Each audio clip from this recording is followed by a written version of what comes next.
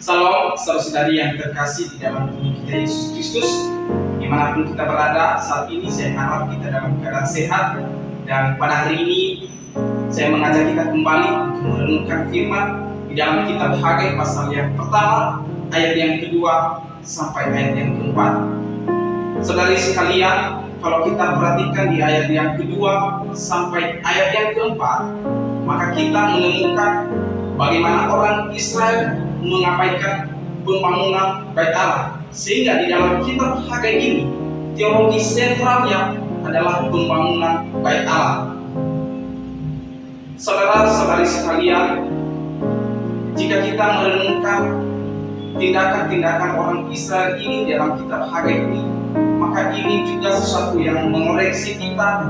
Adakah kita juga cenderung memprioritaskan keinginan kita, memprioritaskan pribadi kita masing-masing, atau kita memprioritaskan Tuhan di dalam hidup kita?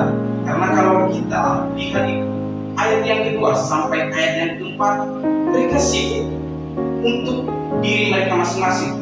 Mereka berfokus untuk keinginan mereka masing-masing, di mana mereka membangun rumah mereka masing-masing tanpa memperhatikan pembangunan Bait Allah.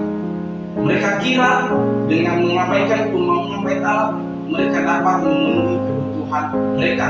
Tetapi sesungguhnya yang terjadi di ayat yang ke-6, ketika mereka bekerja, hasilnya sedikit dan tidak memuaskan. Maka gambaran ini mengoreksi kita.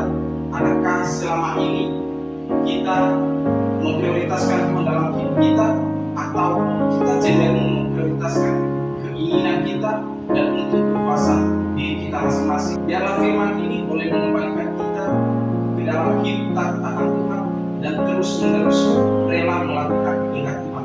Demikian saja, Tuhan Yesus memberkati.